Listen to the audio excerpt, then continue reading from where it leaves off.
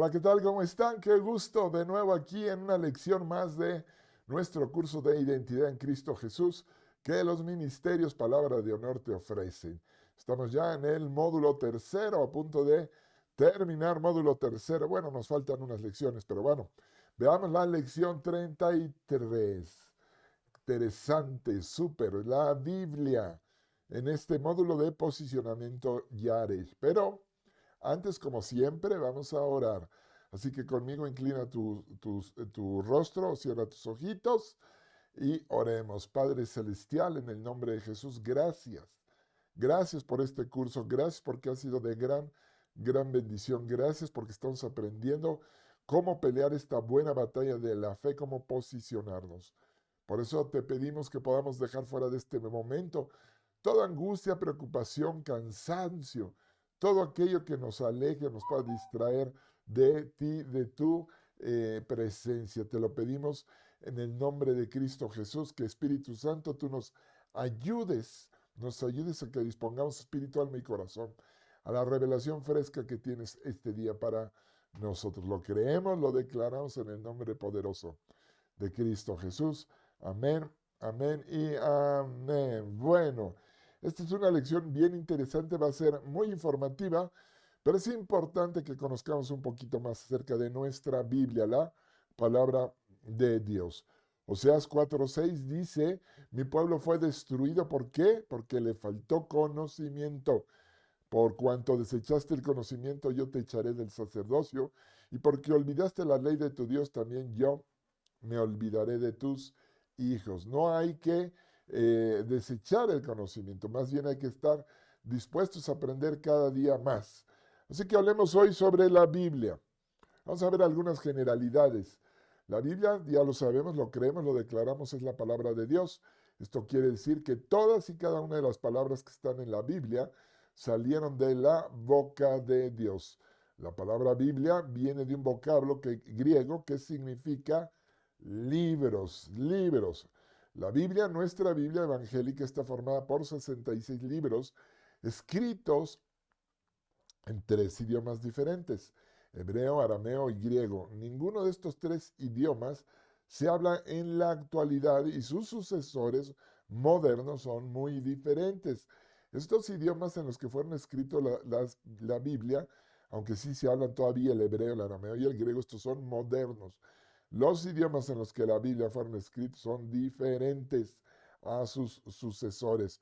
Es como en el español, que ya no usamos aquí en Latinoamérica el sois o vosotros y cosas así, o facéis, etcétera. Bueno, así ha llevado una evolución el idioma con que fueron escritos la Biblia. Fue escrita en tres continentes distintos, Asia, África y Europa, y por aproximadamente 40 autores que vivieron en diferentes épocas, en un lapso de 1600 años, desde el 1513 a.C.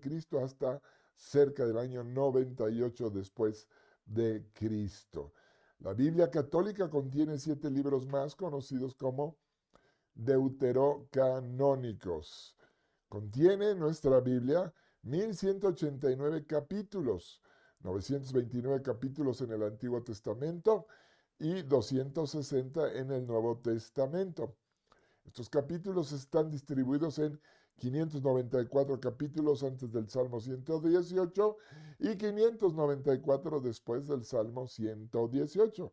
Así que el centro de la Biblia en cuanto a capítulos es el Salmo 118, verso 8, que dice, mejor es confiar en Jehová que confiar en el hombre. Con algunas variaciones según sea la traducción de que se trate, la Biblia contiene 3.566.480 letras, 773.693 palabras, 31.102 versículos y 3.573 promesas, aproximadamente más de 3.500 promesas que Dios ha hecho para ti y para mí. La pregunta es, ¿las conoces todas? Hay que leer la Biblia. Sigo. El libro más corto de toda la Biblia es la epístola de Segunda de Juan. Contiene solo un capítulo con 13 versículos.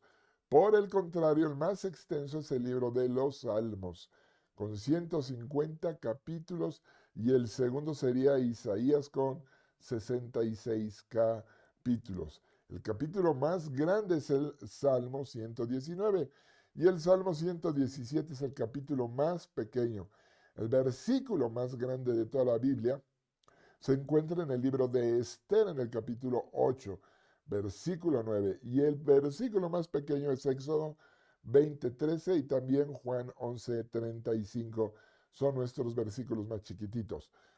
La Biblia es el libro más antiguo del mundo que aún está en uso.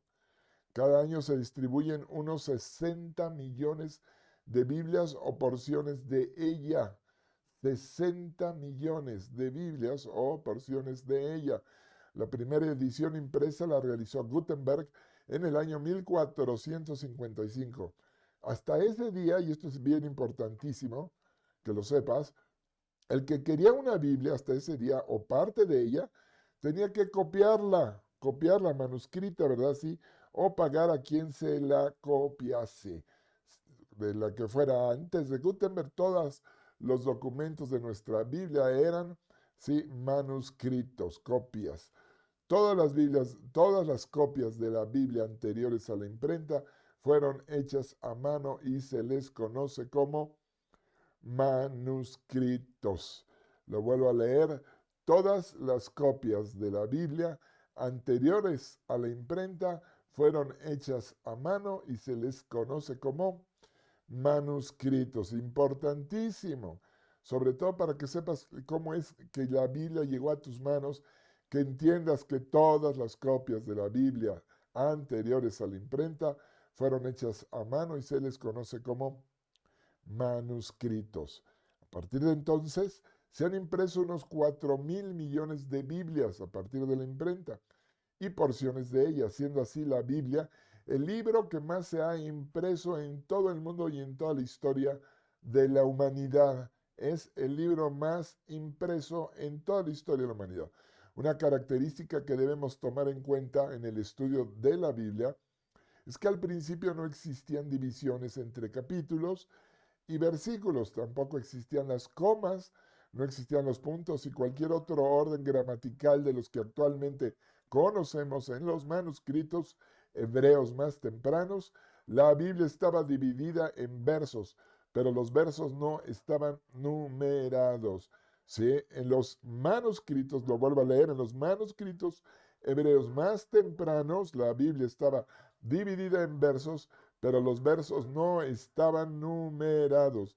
Las divisiones en capítulos fueron agregadas en las Biblias cristianas por el arzobispo inglés Stephen Langton después del año 1200. Y la numeración de versículos se encuentra por primera vez en la Biblia de Bombers en el 1547. Esto estamos hablando ya muchos miles de años después de Jesucristo, pasando el año 1000. Los términos Antiguo y Nuevo Testamento dividen la Biblia en dos partes y se refieren a los pactos sellados entre Dios y la raza humana. Estos términos solo se empezaron a usar a fines del siglo II después de Cristo. El Antiguo Testamento fue escrito en su mayoría en la lengua hebrea, hebrea. Este lenguaje hebreo originalmente se escribía sin vocales, imagínatelo, dificilísimo. Es decir, solo se usaban las consonantes. Es por eso que existen ciertas palabras que son difíciles de encontrar su verdadero significado. Por otro lado, el Nuevo Testamento fue escrito en su mayoría en griego. El Nuevo Testamento en griego, el Antiguo Testamento en hebreo, la mayoría. Otro de los idiomas en que fue escrita la Biblia es el arameo, que era una lengua de escritura muy similar al hebreo. Después de la deportación de Babilonia, se comenzó a utilizar este lenguaje entre los judíos. Tal es así que en los tiempos de Jesús, el arameo era el idioma de uso común. Ahora vamos a los manuscritos. En el siglo I, acuérdate, manuscritos quiere decir copias hechas a mano. En el siglo I se escribía sobre papiros, que son hojas fabricadas con las fibras del tallo de un arbusto acuático del mismo nombre, el nombre papiro. Se usaban hojas de papiro pegadas en línea para formar esos rollos de papiro. Solo hasta el siglo IV se comenzó a utilizar el pergamino que se hacía con pieles de animales convenientemente tratadas, hasta el siglo IV. En un primer momento los papiros se utilizaban en el llamado formato de rollo. Solo se escribía por una cara y para leer había que desenrollar todo, ¿verdad? Todo hasta el lugar que tú deseabas leer, desarrollar todo el rollo. Los judíos tenían la Torá, la ley, ¿verdad? Los 5 libros, perdón, de Moisés que conocemos como Pentateuco, lo tenían escritos en rollos. De hecho, cuando Jesús ahí en Cafarnaúm leyó en la sinagoga, dice que el rollo lo buscó, lo desenrolló y buscó hasta que encontró en el libro de Isaías, donde estaba escrita la profecía que hablaba acerca de él. Ok, continuemos. Es en la segunda mitad del siglo I que los cristianos comienzan a utilizar el formato conocido como códice, que es organizar los documentos por hojas y páginas, tal como los libros actuales. Se escribe por las dos caras, encuadernando los papiros o los pergaminos como los actuales libros. Dada la naturaleza perecedera de los materiales en los que se escribió la Biblia, ojo con esto, ninguno de los manuscritos originales sobreviven hoy en día. Lo vuelvo a decir para que quede claro, ninguno de los manuscritos originales sobreviven hoy en día. Todos se desintegraron a través del tiempo. Sin embargo, su contenido íntegro se ha resguardado, se ha ido copiando, copiando y copiando. Y nos ha llegado a nuestras manos gracias primeramente a la intervención divina del Espíritu Santo, desde luego siempre Él cuidando su palabra, y por medio del trabajo de los soferines y masoretas judíos, quienes se dedicaron a copiar con excesiva exactitud los manuscritos originales del Antiguo Testamento a lo largo del tiempo. El caso de las copias del Nuevo Testamento es diferente, muy diferente. De esta forma, cuando los escritos originales dejaron de existir, estas copias se convirtieron en la base de los futuros manuscritos y así sucesivamente fueron haciéndose copias de otras copias durante siglos, durante siglos. Se ha estado copiando la Biblia. Antiguo Testamento, hablemos del Antiguo Testamento. Ya hablamos de los manuscritos, es la forma en cómo se fueron copiando, copiando, copiando, que los soferines, los masoretas, muy buenos para hacer este trabajo. De hecho, así empieza esto del Antiguo Testamento. Dice, gracias a la devoción hacia la Biblia que demostraron los copistas judíos, no existen diferencias significativas entre las diferentes fuentes textuales del Antiguo Testamento, sea que se trate de la Septuaginta griega o el texto masorético hebreo o cualquier otra fuente textual para el Antiguo Testamento, encontramos que dichas fuentes son prácticamente idénticas. Son idénticas, sea la fuente textual.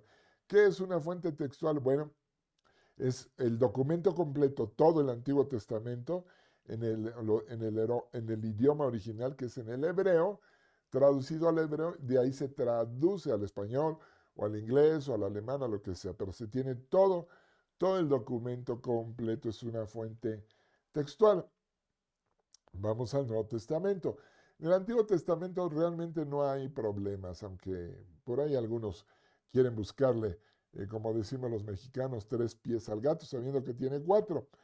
Ok, el caso de las transcripciones de los manuscritos del Nuevo Testamento es muy, muy diferente. Los primeros manuscritos del Nuevo Testamento fueron las epístolas de Pablo, las que juntamente con la epístola de Santiago fueron escritas entre el 48 y el año 60 después de Cristo. Los 4 evangelios y los demás escritos del Nuevo Testamento pertenecen a las décadas entre el año 60 y el 100. De nuevo, volvemos a decir esta aseveración, ninguno de los manuscritos originales existe el día de hoy. ¿Por qué?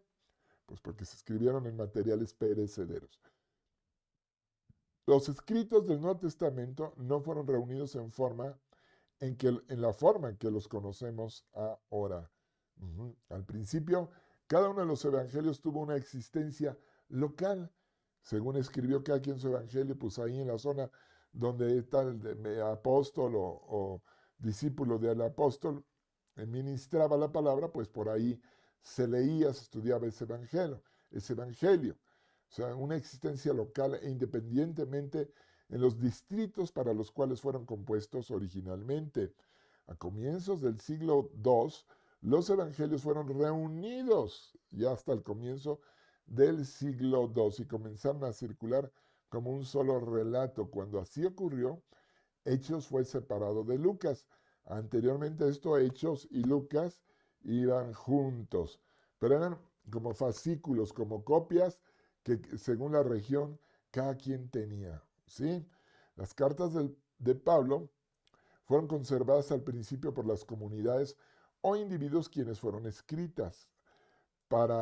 Pero hacia fines del siglo I hay indicios que sugieren que la correspondencia paulina que se conservaba comenzó a ser reunida en un corpus paulino que rápidamente circuló entre las iglesias. Esto es, empezaron a copiar y a copiar, ¿sí? A hacer copias manuscritas de estos documentos y entonces un ministro llegaba a cierta iglesia, por decir algo en Éfeso, pues traía este invitado, no sé, un legajo ahí de manuscritos, pero nada más eso, traía 5, traía 6 manuscritos, 10 a lo mejor, de diferentes autores, algunas cartas paulinas, algunas 1 o 2 evangelios, etc. Y el caso de otro predicador era diferente, pero se empezaron a juntar y a homogenizar, o sea, a empezar a dar forma a estos escritos. Primeramente un corpus reducido de 10 cartas y poco después uno más completo con 13 cartas que se aumentó con la inclusión de las 3 epístolas pastorales.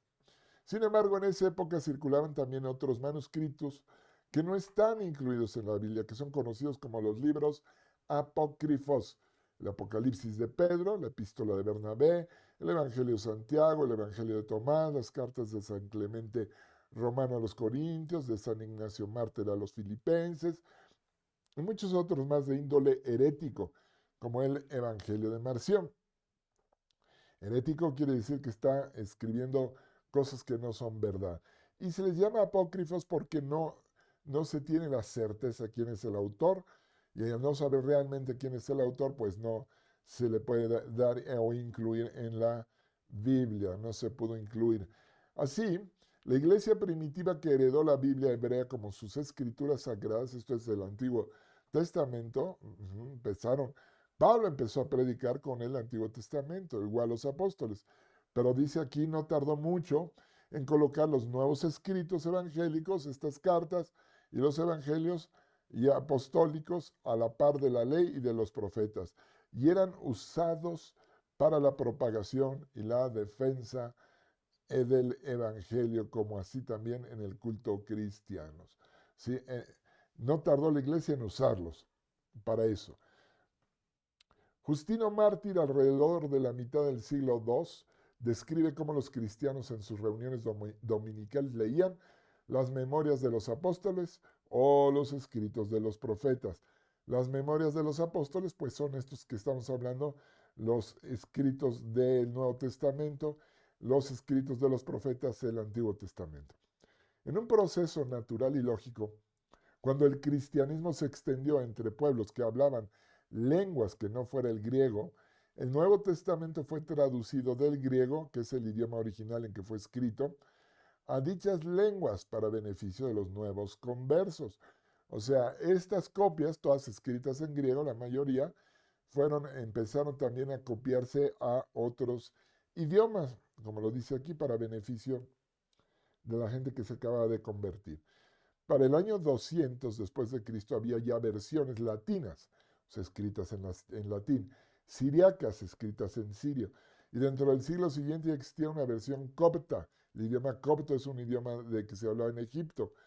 ¿sí? Se conoce como Vetus Latina a las diferentes colecciones del Nuevo Testamento traducido al latín que circulaban para ese entonces. El contenido de estas traducciones podía variar mucho dependiendo de la región de que se tratara. Pero aquí pues ya se tradujeron también al latín. Ante esta gran diversidad de manuscritos y enseñanzas, la Iglesia comenzó una discusión y selección de cuáles deberían de ser los manuscritos utilizados en la liturgia cristiana. El reconocimiento del canon del Nuevo Testamento no fue un acontecimiento, no fue algo de un día o 3 días, sino un proceso de selección que duró varios siglos. Con la publicación de la Vulgata de San Jerónimo, la Vulgata latina, a finales del siglo IV, que ofrecía un texto en latín. Esta es una versión en latín único y consistente estilísticamente desde las lenguas originales. O sea, este Jerónimo tomó las lenguas, los manuscritos que tenía originales en griego y arameo y los tradujo, los puso en latín. La Vetus Latina con esto cayó en desuso gradualmente. Esas colecciones que existían, que eran colecciones, ¿verdad? Pedazos de escrituras, pues se dejaron de usar y los que querían usar una Biblia, pues usaban la que se conoce como Vulgata Latina. Jerónimo en una carta dice que su nueva versión no fue inicialmente del gusto de los cristianos, que estaban familiarizados con el fraseo de las traducciones antiguas. Sin embargo, ya que no era frecuente encontrar copias completas de la Biblia, como dijimos eran fascículos, las traducciones Vetus Latina de varios libros de la Biblia fueron copiadas en manuscritos junto con las traducciones de la Vulgata, lo que inevitablemente se intercambiaban algunos textos. Empezaron a copiar también la Vulgata latina y seguían copiando los manuscritos de las otras y a veces cambiaban textos de un lado para el otro y del otro para el otro, ¿verdad? Traducciones en latín antiguo de libros sencillos puede hallarse en manuscritos hasta el siglo XIII. Sin embargo, con la autoridad de un santo canonizado, detrás de ella la Vulgata generalmente desplazó a la Vetus Latina y fue reconocida como texto bíblico oficial de la Iglesia Católica en el Concilio de Trento en 1563, exactamente después de la Reforma Protestante. Traducciones actuales. Las traducciones o versiones actuales de la Biblia, como la Reina Valera o la Nueva Versión Internacional, que son aquí donde realmente queremos basarnos para esta enseñanza, por la gran variedad y diversidad de manuscritos antiguos que existen alrededor del mundo, se realizan a partir de documentos que estudian, agrupan y armonizan los manuscritos en su lenguaje original. Estas son las fuentes textuales, ¿sí? Tienen que agruparse. Todo. Estamos hablando ahora de Nuevo Testamento, ¿ok? En el Nuevo Testamento todo se agrupa para las traducciones actuales. Para el Antiguo Testamento, vamos a hablar ahorita en eso, del Antiguo, en hebreo se utilizan principalmente el texto masorético, pues, si tú encuentras por ahí las abreviaturas TM, y la Biblia hebraica Stuttgartensia, VHS, ¿sí? Para el Nuevo Testamento, estas dos fuentes textuales del Antiguo Testamento que acabo de leer son en hebreo. Para el Nuevo Testamento, en griego, se utiliza el Textus Receptus o el Textus Criticus en hebreo. Estas cuatro fuentes textuales agrupan concienzudamente la mayoría de los manuscritos antiguos que se conocen de la Biblia. A ver si me puedo explicar. Se toman porque hay pedazos regados por todo el mundo de manuscritos, de pedacitos, de pedazotes. Algunos encontramos todo un libro o pedazos de un libro, capítulos o pedazos y se van copiando en los idiomas originales, ya sea hebreo o griego, hasta tener toda una Biblia completa, todo un Nuevo Testamento, un Antiguo Testamento completo en hebreos originales y se formaron así las fuentes textuales. ¿Cuáles? En Antiguo Testamento masorético, texto masorético, o la Biblia hebraica Stuttgartensia, eso es en hebreo. En griego tenemos el Textus Receptus o el Textus Criticus, ¿ok? Esas son nuestras fuentes textuales. Como en las fuentes textuales del Antiguo Testamento no existen grandes discrepancias, solo analizaremos a grandes rasgos las diferencias entre las fuentes textuales del Nuevo Testamento. O sea, ¿por qué a veces alguien empieza a decir cosas que no debe decir por falta de conocimiento en contra de una versión o a favor de otra, etcétera? ¿Sí? Vamos a comenzar con el Textus Receptus. Se conoce como Textus Receptus a una traducción en griego, que recordamos es en griego, del Nuevo Testamento realizada por Erasmo de Rotterdam en 1516. Gracias a la reciente invención de la imprenta en 1450, se pudo imprimir este primer Nuevo Testamento en griego, el Textus Receptus. Desafortunadamente, este proyecto se realizó contrarreloj dentro de una competencia editorial. ¿Por qué? Porque desde 1502 el cardenal Francisco Jiménez de Cisneros estaba trabajando y a punto de terminar la Biblia políglota complutense, que traía precisamente en hebreo y griego, traía también la Vulgata latina y la Septuaginta en un mismo volumen. Cuando en 1515, cuando este cardenal ya quería publicar, en 1515, Erasmo de Rotterdam obtiene la venia y primicia del Papa para la publicación de su Nuevo Testamento griego, el cual no había comenzado todavía. Así la publicación de la Complutense se retrasó para 1517, esto es, 2 años le dieron a este cuate Erasmo de Rotterdam. En menos de 2 años y en base a los recursos que se disponían en la época, recuerda que no había internet, no había ni telégrafo ni nada de eso. Sí, ahí todo era caballo o caminando. ¿Sí? Erasmo realizó el análisis crítico de 6 manuscritos antiguos que él buscó y encontró 6 que contenían todo el Antiguo, casi todo el Antiguo Testamento. Y ninguno era más antiguo que del año 1000.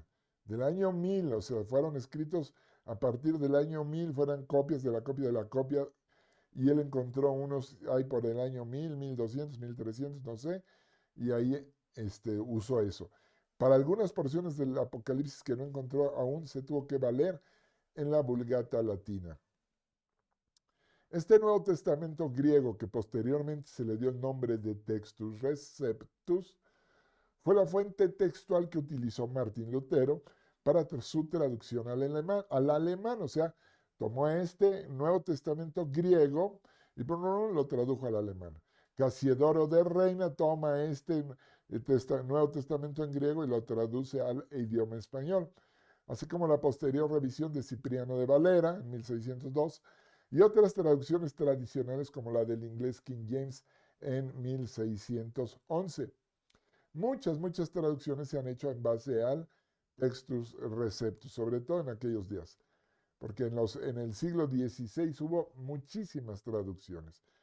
Desde entonces hasta nuestros días el Textus Receptus ha pasado por múltiples revisiones y ediciones sin sufrir modificaciones substanciales. Textus Receptus. Vamos ahora al Textus Críticos. Con la evolución de las comunicaciones, la ciencia y la tecnología, además de los numerosos hallazgos arqueológicos recientes, a finales del siglo XIX y durante todo el siglo XX, se desarrolló un Nuevo Testamento griego, pero ahora en base al análisis crítico de más de 5.500 manuscritos antiguos. O sea, este acervo cultural no lo tenía a su disposición ni a su alcance Erasmo de Rotterdam. Ahora sí lo tenemos. Y algunos son tan antiguos como el año 126 después de Cristo. Tenemos ya, gracias al avance y a la evolución de todo esto, un acervo cultural muy grande. Este Nuevo Testamento griego se conoce como Textus Críticos y es la fuente textual de traducciones más recientes. Si en base a este nuevo Textus Críticos, entonces hacen traducciones de la nueva versión internacional al idioma que quieran, ¿sí? Porque está en inglés la NBI o la NBI o BNI, ¿sí? A la nueva traducción viviente, la de Dios habla hoy.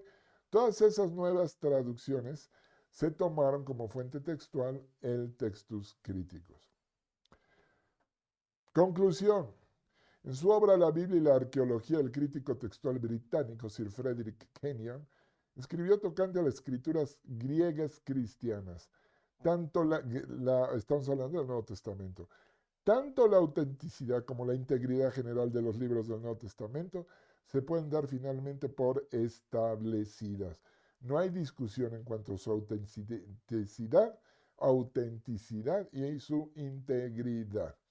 ¿Ok? De igual modo, en cuanto a la fidelidad de las escrituras hebreas, el erudito H. Green afirmó: puede decirse con seguridad que ninguna otra obra de la antigüedad se ha transmitido con tanta exactitud, así como lo hicieron los masoretas, ¿verdad? Y los oferines judíos.